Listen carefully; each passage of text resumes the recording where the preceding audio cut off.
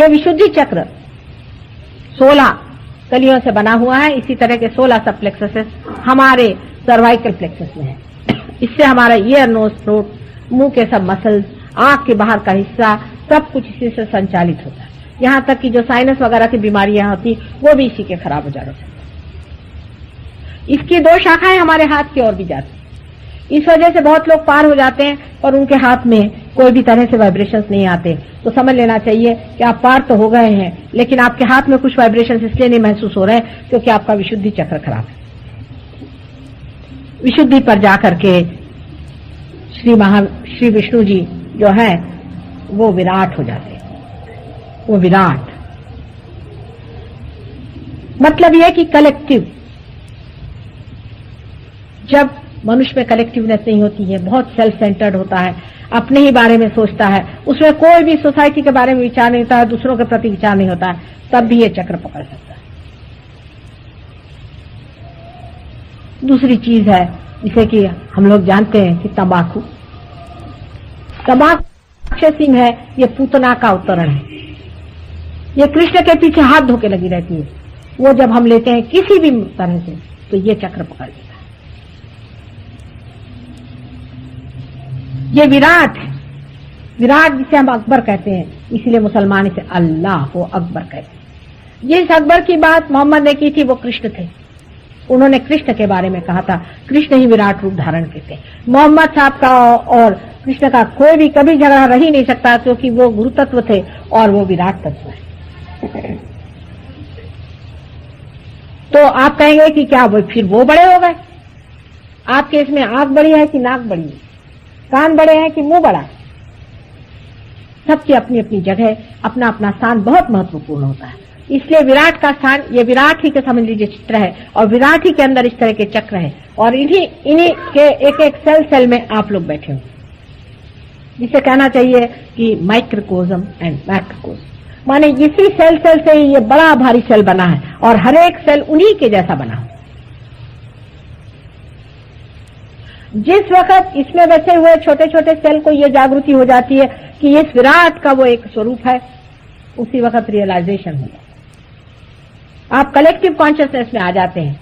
आप महसूस करने लग जाते हैं कि जैसे ये बहन जी हैं, इनके कौन से चक्र पकड़े, इनकी कहां पर है अभी, ये इनकी कुंडलिनी कहां उठी, कहां तक पहुंची। छोटे छोटे बच्चे भी जब इस स्वरूप को प्राप्त हो जाते हैं विराट के, कलेक्टिव कॉन्शियसनेस के, तो बता सकते हैं। जैसे अभी प्रज्ञा हमारी है, छोटी सी है, मेरी ग्रैंड डॉटर 2 ही साल की, वो भी बता देगी आपका कौन सा चक्र पकड़ा, क्योंकि वो उंगलियों में महसूस होने लग जाता है, एक नई जागृति हो जाती। आप महसूस करने लगते हैं कि यहाँ यहाँ यहाँ यहाँ कहां पर कौन सी चीज पकड़ रही। इस विराट के तत्व को बहुत समझने की जरूरत है। जब आप तंबाकू खाते हैं तो आप अपने अंदर के विराट को खत्म कर देते हैं। अपने अंदर बसा हुआ विराट जो कलेक्टिव कॉन्शियसनेस है उसको आप खत्म करते हैं। तो कितनी गंदी चीज ये है बताइए, कितनी बुरी चीज ये है, इसका आप अंदाज बताइए। ये संसार में परमात्मा ने बनाई क्यों, ऐसा किसी ने प्रश्न किया था। तो वो बनाई है क्योंकि ये कीड़े मकोड़ों को मारती, इंसेक्टिसाइड है। भगवान को क्या मालूम था कि महामूर्ख मनुष्य इंसेक्टिसाइड खाने लग जाएगा, उसको नहीं पता था, उसने ऐसी बना दी। वो भी क्या करे। अब ये कहेंगे कि शराब क्यों बनाई, तो शराब पॉलिशिंग के लिए बनाई है, सिर्फ पॉलिश है, पॉलिश। कहीं मेटल पॉलिश है तो कहीं वुड पॉलिश है तो कहीं डायमंड भी पॉलिश करना हो तो जिन से कर सकते हैं। सिर्फ पॉलिश है। वो पॉलिश पीने को किसने बताया था? आप कोई भगवान ने तो नहीं बताया था ना। तो आप लोग क्यों पीने लग गए? अब कल अगर आप मिट्टी खाने लग जाएं, मिट्टी से भी बदतर कुछ और करने लग जाएं, तो क्या करें? इसमें परमात्मा का कौन सा दोष है या आपकी अकल का दोष? अगर आप इस पॉलिश को पिए नहीं तो आपको चढ़े ही ना, लेकिन आप उसको ही पिएंगे जो गलत चीज है। और एक समझ में नहीं आता कि जब एक आदमी जाता है पीने और झींगता हुआ आता है, उसको देख के भागना चाहिए तो फिर उसमें 10 आदमी और घुसते। अब बताइए मनुष्य की क्या बुद्धि है। एक आदमी अभी अंदर से निकला और नाली में गिर गया, बाकी लोगों को उसकी दशा देख के वहां से भागना चाहिए कि बाप रे बाप ये क्या चीज है पता नहीं। उसको नाली में गिरा देख करके 10 आदमी और वहां जाते और क्यों लगाते कि हम भी नाली में गिरना चाहते, हमको भी पिलाओ भाई। उस पर फिर कविता लिखते हैं, बड़े बड़े आख्यान लिख दिए, बड़ा बड़ा कमाल लिख दिया। आपके खिलाफ मैंने बोलना शुरू कर दिया कि 8-10 आदमी उठ के खड़े हो गए जाने के लिए, तो क्या मुझे ये कहना चाहिए अभी नहीं गया, अभी नहीं गया? पहले मैं उसकी प्रस्तावना दे रही हूँ कि शराब की बात निकाली और उठ के भागे, तो क्या मैं कहूँ बेटे खूब पियो? ऐसे कहने वाले भी गुरु बहुत हैं। वो कहते बेटा पीना हो पियो, तंबाकू खाओ, अपनी जिंदगी बर्बाद करो, बस तुम्हारी पर्स मेरे पास है, इतनी तो व्यवस्था कर दो, फिर मुझे कोई अर्थ नहीं। स्मगलिंग करो, चोरी करो, बदमाशी करो, डकैती करो, चाहे लोगों को मर्डर कर दो, पर्स इधर रखो, बस तुम्हारा मेरा रिश्ता इतना ही है कि तुम्हारे कमाई का कुछ हो तो भी 16वां हिस्सा मुझको मिलना चाहिए। ये श्री कृष्ण का स्थान, इसमें श्री कृष्ण जो हैं पूर्णावस्था में पहुंचे हुए हैं। मनुष्य भी पूर्णावस्था में तब पहुंचता है जब वो साक्षी स्वरूप हो जाता है, जब सारा संसार उसको लीलावत मालूम होता है, सारे एक लीला चल रही है। ये तभी हो सकता है जब आप रियलाइज होंगे। कृष्ण इसके अलावा डिप्लोमेसी के बड़े भारी अवतरण है। संसार की सारी डिप्लोमेसी कृष्ण के चरणों से निकली। वो इतने बड़े डिप्लोमैट थे कि उन्होंने आप लोगों के भी बहुत सालों से बेवकूफ बना के रखा, क्योंकि वो समझ गए सीधे बात बोलेंगे तो माताजी को सब लोग तो मारने ही वाले, तो वो माताजी नहीं, वो तो पिताजी है। और उन्होंने कहा बेटे ऐसे ही चलते रहना, जब तक ऐसे चलते रहोगे ठीक ही है, जब सर फूटेगा तो अपने रास्ते पे आएंगे, पीछे मुड़ के कहते।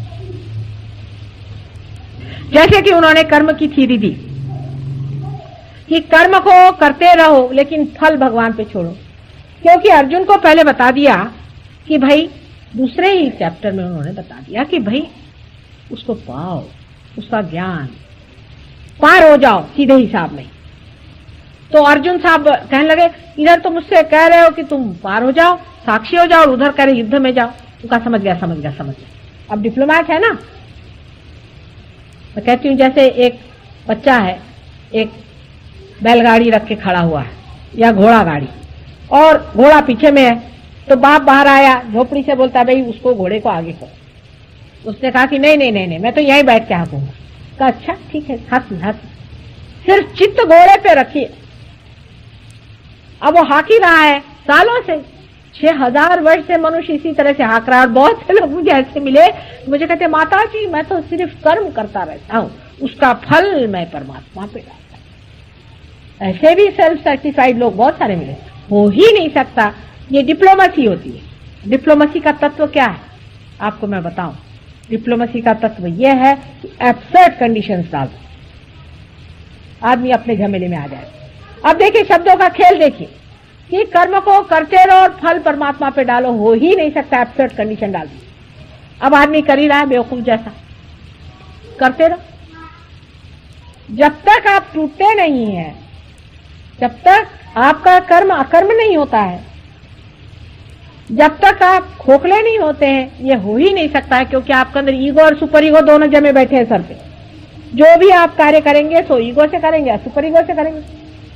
तो आप परमात्मा पे कैसे डाल सकते हैं जब तक आपका परमात्मा से कनेक्शन ही नहीं होगा। तो ये तो होगी कर्मण्येवाधिकार से फलेषु मा कदाचिन भी कह दिया, ये भी कह दिया और वो भी कह दिया, ऐसी एब्सर्ड कंडीशन डाल दी, क्योंकि ऐसे आसानी से हाथ आने वाले इंसान नहीं थे। अभी मैं देख रही हूँ 6000 साल बीत गए, अभी भी वैसे की वैसे जहां की तहां बैठे हूं। लेकिन मैं माँ हूं तो मैं ये कहूंगी बेटे बुरा न मान, वो घोड़ा सामने कर। चाहे बुरा भी मानोगे तो भी मैं घोड़ा ला के सामने तेरे लगा देती हूँ, तो मान न मान, जबरदस्ती लगा देती तेरा घोड़ा, क्योंकि बेकार में 6000 साल से मेहनत कर रहा है, अभी और कब तक। फिर भक्ति योग में उन्होंने और कमाल डिप्लोमेसी करी है। बड़े डिप्लोमेट क्या करें, डिप्लोमेसी करनी पड़ती। उन्होंने कहा कि भक्ति में हाँ पुष्पम फलम तोयम, जो भी देना है दे दूंगा, जो भी दोगे मैं ले लूंगा। ठीक है, देते वक्त क्या कहते हैं, बड़े देखिए शब्दों के फेर, तू अनन्य भक्ति कर। अनन्य शब्द में खेल रहे, वो सारी दुनिया खेल रही। बड़े बड़े लेक्चर मैंने सुने, भाई अनन्य भक्ति करो। अनन्य माने जब दूसरा नहीं होता, जब आप एक हो जाते हैं, जब आप पार हो जाते हैं, तब भक्ति करो। अनन्य शब्द पे खेल गए और सब लोग उसी पे खेल रहे हैं। 6000 वर्ष हुए, किसी की समझ में नहीं आया कि अनन्य भक्ति माने क्या। अनन्य भक्ति माने पहले पार हो जाए फिर भक्ति। जब दूसरा कोई नहीं होता वो दशा तभी आती है जब आप पार हो जाते हैं, उससे पहले नहीं। इसी प्रकार उनके योग के वर्णन है। लेकिन उन्होंने बड़ी कृपा करी और इसीलिए उनका नाम कृष्ण था।